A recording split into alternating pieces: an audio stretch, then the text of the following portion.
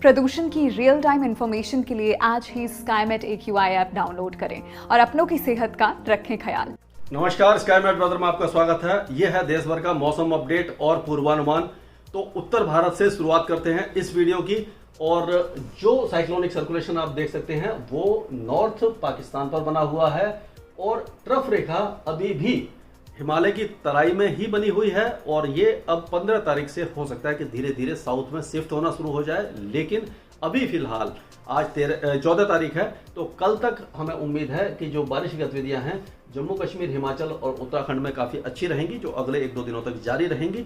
और कल से हो सकता है कि जो उत्तरी जिले हैं पंजाब के, जैसे कि लुधियाना और पटियाला, अमृतसर, गुरदासपुर, पठानकोट, इन इलाकों में, और ऐसे ही अंबाला, चंडीगढ़, पंचकुला, यमुनानगर, इन इलाकों में, हरियाणा के जिलों में बारिश की गतिविधियां थोड़ी बहुत शुरुआत हो सकती है। लेकिन बाकी जो दक्षिणी जिले हैं वो अभी भी शुष्क बने रहेंगे, यानी कि जो सिरसा, फतेहाबाद, हिसार, नारनौल, ये सारे चरखी दादरी वगैरह और फिरोजपुर, भटिंडा, इन सारे इलाकों में बारिश की गतिविधियां नहीं होंगी। और दिल्ली का मौसम भी शुष्क बना रहेगा, हालांकि थोड़े बहुत बादल छा सकते हैं। पश्चिमी उत्तर प्रदेश में बादल छाए रहेंगे लेकिन बारिश की संभावना कम रहेगी। और राजस्थान और गुजरात के ज़्यादातर इलाके शुष्क रहेंगे। पश्चिमी मध्य प्रदेश में भी मौसम गर्म और शुष्क बना रहेगा। आप देखिए कि जो पश्चिमी हवाएं हैं पाकिस्तान से आ रही हैं, यानी कि कोई भी नमी नहीं है, तो ये हवाएं लगातार चलती रहेंगी।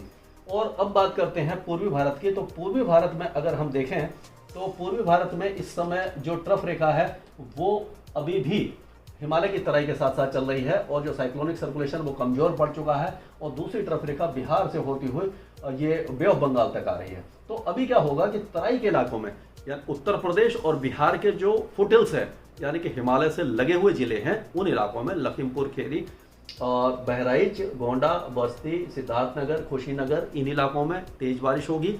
बाकी इलाकों में हल्की से मध्यम बारिश होगी, यानी कि पूर्वी उत्तर प्रदेश में गाजीपुर, चित्रकूट, प्रयागराज, वाराणसी, इन सारे इलाकों में जो बाढ़ की स्थिति है अभी भी गंभीर बनी हुई है और राहत और बचाव के कार्य जारी हैं। लेकिन ये जो बारिश की गतिविधियां अभी भी अगले 2-3 दिनों तक जारी रहेगी, उससे बाढ़ की स्थिति में जल्दी सुधार होने की उम्मीद हमें दिखाई नहीं दे रही है। और उसी तरह जो नेपाल की पहाड़ियों में बारिश हो रही है तो उसका असर देखने को मिलेगा बिहार में भी, क्योंकि बिहार में जब भी नेपाल में बारिश होती है तो बिहार में, क्योंकि जो भी नदियां हैं वो सारी नेपाल से होती हुई बिहार की तरफ आती हैं और उत्तरी बिहार में अभी भी बारिश की गतिविधियां अगले 2 दिनों तक जारी रहेगी। उसके बाद बारिश में कमी आ जाएगी। तो बिहार में भी हो सकता है कि जो उत्तरी जिले हैं वो बाढ़मग्न हो जाएं या कुछ जो जल स्तर है नदियों का बढ़ जाए। सिक्किम और सब हिमालयन वेस्ट बंगाल, असम, मेघालय और अरुणाचल प्रदेश, इन इलाकों में अभी भारी बारिश जारी रहेगी, क्योंकि नमी वाली हवाएं आप देखिए कि इस तरह से बंगाल की खाड़ी से नमी लेकर के यहाँ आ रही हैं। तो धुबरी और जो इलाके हैं, यानी कि आसपास के जो इलाके हैं, तेजपुर, गुवाहाटी, लखीमपुर, नॉर्थ लखीमपुर, इन सारे इलाकों में, पासीघाट वगैरह में, तवांग वगैरह में अच्छी बारिश होगी। चेरापूंजी, खासी हिल्स, गारो हिल्स में भी बारिश की गतिविधियाँ काफ़ी ज़्यादा अच्छी रहने वाली हैं। अब बात करते हैं झारखंड की और उड़ीसा की।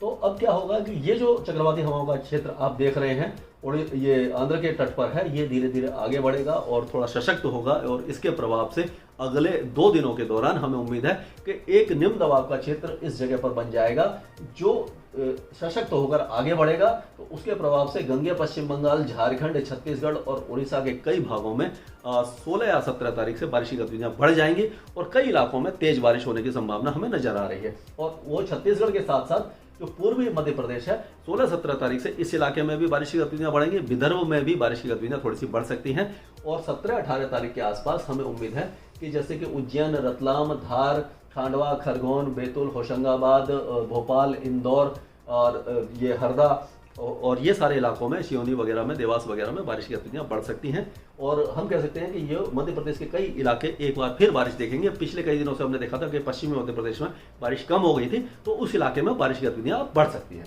और उसी तरह से दक्षिण पूर्वी राजस्थान में भी 18-19 तारीख के आसपास बारिश बढ़ेगी और 18-19 के आसपास जो पूर्वी गुजरात है, इस इलाके में भी बारिश की गतिविधियों में थोड़ा सा इजाफा हो सकता है।